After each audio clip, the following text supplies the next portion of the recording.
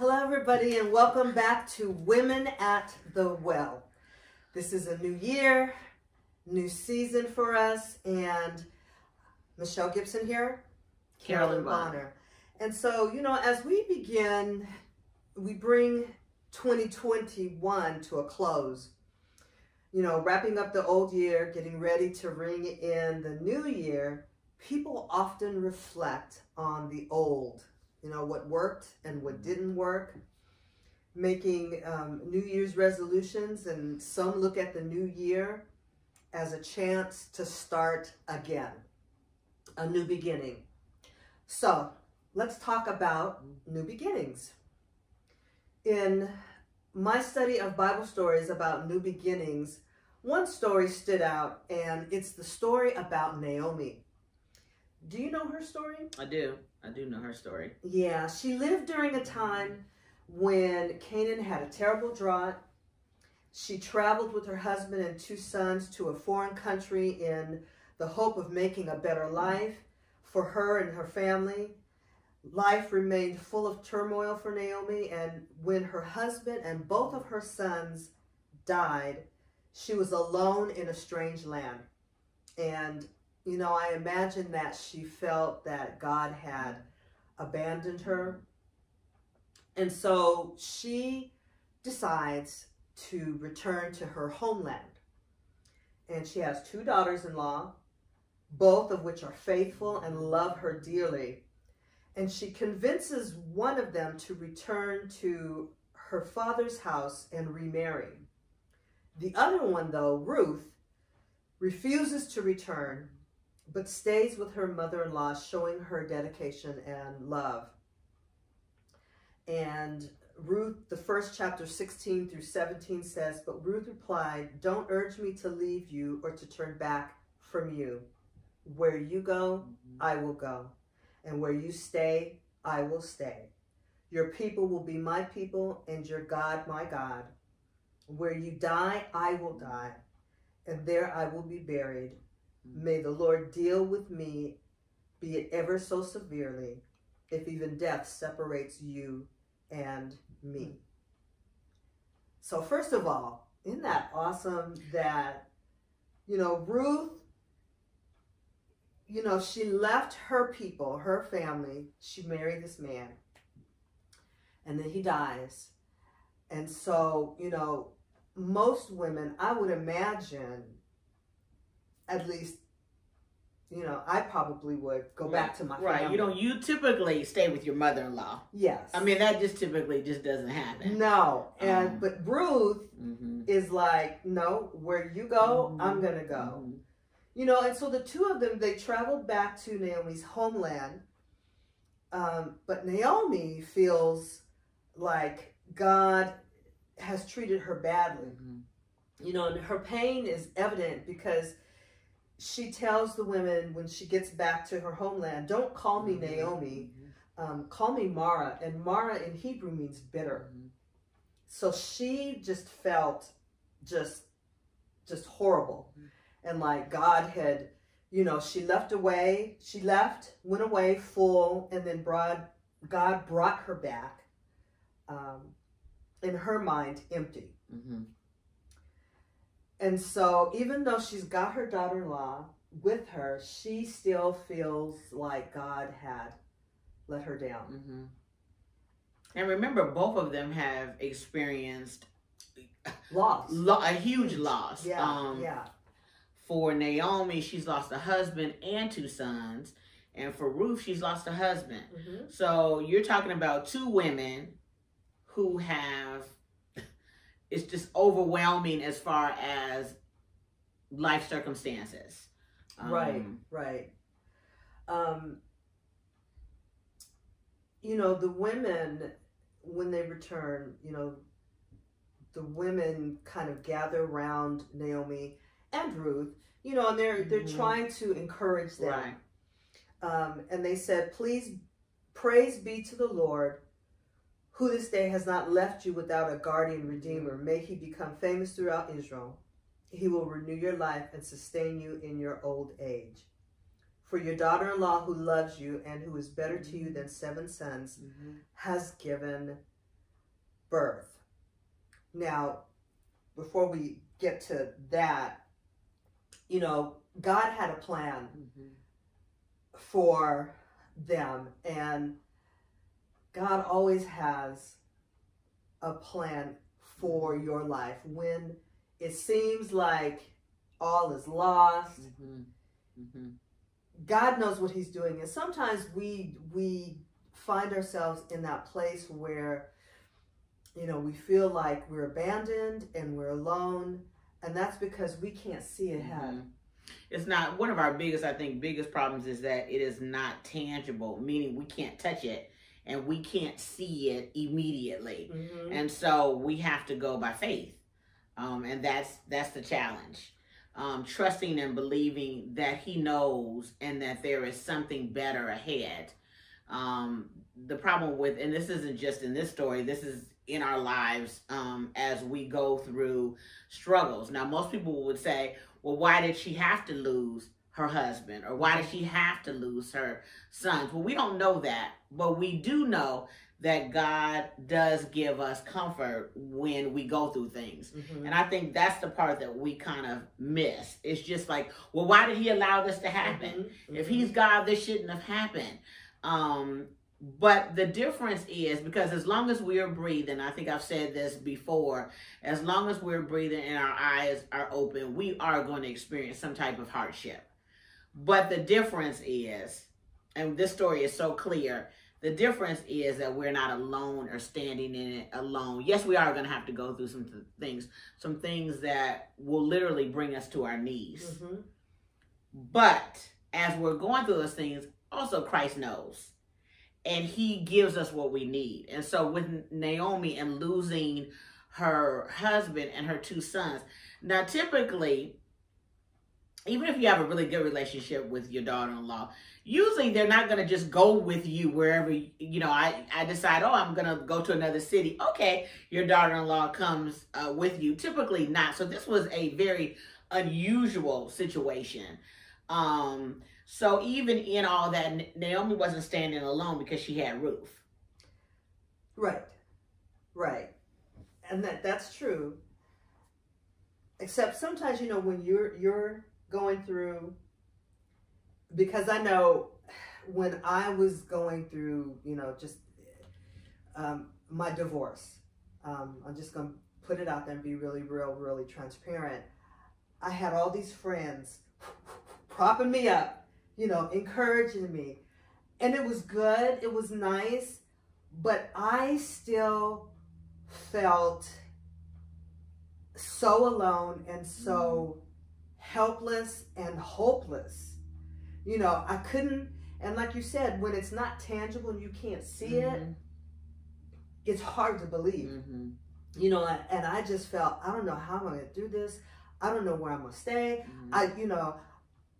I just couldn't see, past what was right in front of me. I couldn't see it. And so, you know, and it'd been in the church and, you know, had a pastor propping me up and woo, woo, woo, all that kind of stuff. But, you know, when you are by yourself, it's hard. It is extremely hard. And the only thing that kind of helped, you know, bring me back to reality was being in his word and spending a lot of alone time with the Lord. And yes, the people around me helped. My own daughter-in-law, she helped. My children, everybody helped. And it's wonderful to have that support system. Yes. So you had the support system, but that wasn't making you whole. No. So my situation is in the loss of my parents, because I lost, by the time I was 35, both my parents were gone. And so for me and losing of them, I felt like an orphan. So I felt detached. And I had a husband, children, but I felt so detached and like I was an orphan, and I felt alone. And my husband, you know, kept saying, I don't get that. Like, you have us. And I said, I know, but I don't, the people who were responsible for getting me here, are no longer here. And I had the support of really good friends, and but that didn't take away that feeling of, and the only how I can really describe it is detachment, because that's how I felt. And once again, what got me through it is really praying, and we'll get into, I think I have down here counseling, because I definitely had to go talk to someone about it.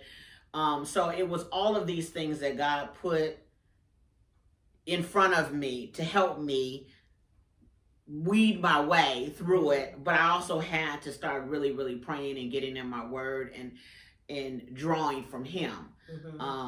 And so the very things that I was offered to give tons of other people encouragement, because I do that all the time. But when you're standing in it, it's a very different thing. It's not that you're being flippant when you're telling somebody I'm praying for you or you're encouraging, because you really do mean that. Yes. When you're saying it, you mean it from the depths of your soul. But when you're in it, the very thing that I was giving to other people, I had to try to draw from it myself, and it wasn't there to draw. So that's when I had to really get into the word. So I do understand those things where you're just, and it's not for me and Michelle, even though our situations are different, we experienced a loss, because I truly believe that divorce is a loss too. This isn't a 1, 2, 3, and let me just pray and I'll be all right. No. This is a process. And for some people, for some of us, it's a very long process. Yes.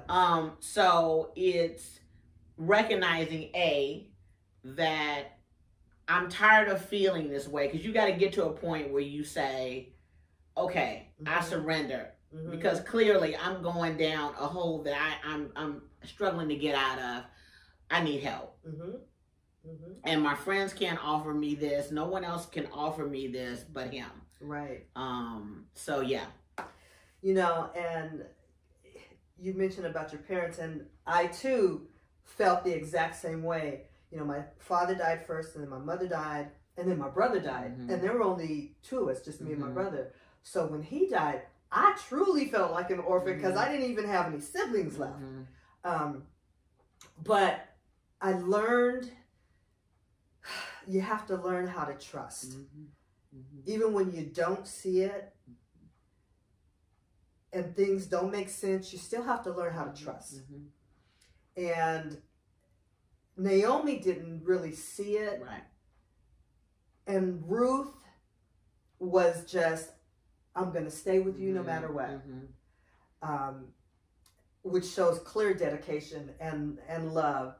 And God had a plan for Ruth. And it was actually for both of them. He allowed this man named Boaz, he allowed Ruth to catch the eye of Boaz. And then they married. And this always said that this Boaz was a good-looking man. Yes. So this wasn't just like this was a good-looking man. Yes. That she was able to catch the eye of. And remember, she was a widow, and that wasn't necessarily in that time something that was very attractive. Right. So where now nobody really thinks of, like, when you're dating or whatever, nobody thinks of it in that way. But a widow was kind of like a woman who had already been with someone before. So that wasn't necessarily the most appealing of women. I guess you could say it in that way. And then she caught, the eye of Boaz, who was a really good looking man on top of it all. So that in itself was awesome. Yeah. It was definitely awesome. Yeah. Which, there's always hope. there is always hope. When you trust and you believe, you never know what God has in store for you. Whether it is, a new man, a new place to live, whether it's a new home, a new job. You never know what God has in store. And so, the message that I got out of this was, keep hope alive. You never give up hope. And in the new beginning for Ruth and Naomi, Ruth falls in love with Boaz. They get married. They have a child. And Naomi is ecstatic, and the women around her, you know, say, "Praise be to the Lord, who this day has not left you without a guardian redeemer. May he become famous throughout Israel. He will renew your life and sustain you in your old age. For your daughter-in-law, who loves you and who is better to you than 7 sons, has given him birth." So then Naomi takes the child in her arms and cares for him. So it truly is a brand new beginning for her and for Ruth. And so in that new beginning, it led me to a couple of questions about trust. Who do we trust in the midst of a transition? You know, we should look to God, but do we really look to God? When we're in the midst of a transition and change, and when things happen in our lives, he should be the first person. Yeah, but he typically isn't. So we typically go to whomever can give us comfort. Yeah. You know, meaning if the situation is, okay, the passing of my parents, for example, I would kind of grab hold to someone who also had lost, you know, a loved one, because I thought they could kind of understand me more. And it was interesting because I'll never forget this. I had a really good friend of mine, and he had lost his mom. And so I decided, you know, he would be a great person for me to, like, you know, talk to. And so in having a conversation with him, because I said, you know, how did you get through this and what did you do? And, you know, I feel like I'm about to lose my mind. And he said, every experience is different. And my experience is not your experience. And I remember thinking, well, that's not the answer that I wanted. Right. How's it supposed like, to be? No, you're supposed, I went to you for a reason. And you come up with this. And I was like, okay. And he said, so all I can do is share my experience, but I don't know if my experience is going to give you comfort. And I remember after having, you know, we're sitting there talking, and then I was almost ready to go in my, you know, like, I kind of shut him off because I'm thinking, I'm supposed to come, you're supposed to give me comfort. And at that moment, it dawned on me that I'm doing the wrong thing, because obviously, you know, he's not helping me, which hindsight, and this is years later because my parents have been gone a while now, but it was never such a true statement. That everyone's experience is different. And the comfort I was trying to get from him because of a shared experience was not going to be what was going to help me out of that situation. And I think that's what we kind of do, is attach ourselves, because of course you're going to go to someone who you feel like they share this, they know, but how we all process things are very different. You know, but on the flip side, though, of that is that it probably shouldn't have been a starting point, but it's not that it's not beneficial to talk about someone who has a shared experience. Because in sharing their own personal experience with you, sometimes they will give you little things that you really never thought about that will help you. And you're right, it is a process. Right. And so some of the things that other people go through that they share with you can help you. It can, but it was where I was, because I was much younger then. So maturity-wise, you know, I was expecting, I guess he was going to be my hope or something. I had put so much into, yes, he's going to understand, because at that time, all of my friends, everyone still had their moms. Everyone. You know, you guys, everybody had their moms. And so I felt like no one knows. I mean, even though everybody was being there for me, but they really didn't know how I felt. Right. So I was holding or thinking, yes, I finally am going to have somebody that understands. And so the answer that he gave was not what I was prepared to hear, because I thought somehow or another, whatever he said was going to provide this comfort. And I went to a, you know, literally a human being, another human being, for that comfort that that he didn't give. What he said was perfectly correct. It was nothing wrong with it, but I was expecting. I was expecting. Now, maybe if things had been different and it was a whole group of us and everybody kind of shared, it'd be one thing. But he literally was the only person I knew that did not have their mom anymore. So I went looking for comfort, or for him to give me some answers, comfort, something to help me. And then I left thinking, oh, what was that about? You know? And so I think that's what we do a lot, is that we go to, not necessarily to get ideas or different perspectives. Some of us go with hoping that you hold the answer. And, you know, in most cases, that's not really, in all cases, that's not really it. It's okay to bounce off ideas and say, oh, this is how you cope with it. But I literally was having my hope in that having this conversation was going to help me get over the grief that I was experiencing. And I have to go, you have to go through the process of it. Yes, it is a process. Yeah, yeah. You know, and you're right. Not putting your complete hope and trust in this one person. Yes, you get different perspectives. Different people can give you different perspectives on whatever it is you may be going through. But you still have to process it for yourself. Yes. And so in the different perspectives, you know, you still have to trust and pray and put your hope in the Lord. Yes. And along with all of that, that's how we get through. Right. That's how we get through. Right. And I know you talked about counseling. I did. A counselor. So yeah, I did go to counseling, because at one point I felt like, you know, I'm just drowning here. And so I finally, and this was just so you know, this window of time took me almost over a year to go to counseling. So I didn't hop up and say, oh, I need to go to counseling. No. It was over a year. And I finally said, oh my God, I am just so depressed. I'm just depressed.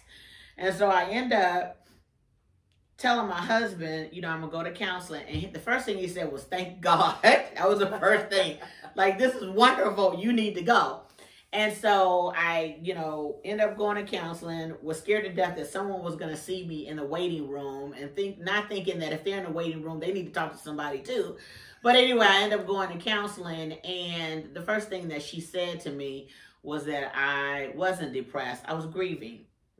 And so for someone who is a control freak, that's me, and used to having a certain order and a certain way and in grief, you can't do that. There is no order. You don't just quickly get over this. You know, it is something that I couldn't control, and I struggled with that. So I thought, I'm depressed. And I wasn't. I was grieving, and it was one of the best things that I could have ever done. I definitely should have done it sooner. Typically at least now it's more people think about going to counseling. But I grew up where you didn't go to counseling, you prayed and the Lord would fix it. And that's kind of where it left. So to go and talk to someone and get another perspective, as Michelle said, was the best thing that I could have ever done. You know, that I have a question down here that says, when something's not working, we need to change, but do we resist the transition or the change? And if so, why? And clearly what you had been doing wasn't working for you. Right. And so you were able to make that transition, that change. But a lot of us, you know, sometimes we get stuck in whatever it is. And why is that? Why do we? Well, I think we're stuck in the familiar. It doesn't mean that it's good for us. We at least know this. It's bad, but we at least know that. If we go over to this, we're not quite sure. It's unknown. Right. So stepping into that, well, at least right here, I know it. So, okay, it's horrible, but I don't think I want to go over there to see. And I don't know why. How do we get over to that see? I always say that go over there and see, and if it's horrible, just come back. At least you knew what was happening over here. But you might go over there and it'd be better. So what would it hurt you to just go see? Yeah. And that's the problem. We don't want to just go see and look, take a peek. And it could be oftentimes more than not is where God wanted you to go, and you resisted him. You know how he'll have that conversation and speak peace to us, and then we'll say, the Lord really gave me clarity. And all of a sudden we have conveniently, within the next breath, start talking ourselves out of it. Well, I don't know, girl. And then don't get on a conversation with your friend. Girl, I don't know about that. You know, I don't. And that's why we have to also be really mindful of who you are going to and who you're sharing with. Because you can have a network of people that love you, but they aren't necessarily the best people to be able to give advice or, you know, or get advice from. And I know we're comfortable because, girl, they've been this thick and thin, you know, they've been ride or die friends, but that doesn't necessarily mean they're able to give you the encouragement that you need. Maybe that's not where they are. The love doesn't change, but they're just not an encouraging, you know, it's just not them. So don't look to them to provide that for you, because you've known them for 20 years. Come on, it is what it is.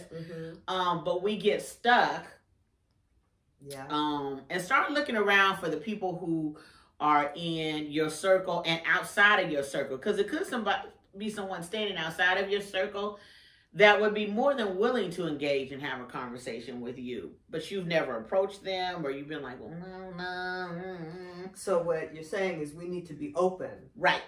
Because you know, God, he's intelligent, and he will always send you, always, without a shadow of doubt, he will always send you who you need, what you need, and when you need it, and you just have to be open to hear what he is trying to tell you.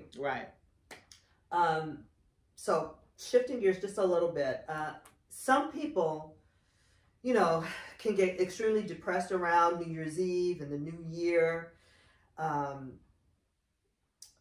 Life can seem kind of dreary, and, you know, familiar patterns are repeated, but things keep happening, bills keep coming, the house always needs something.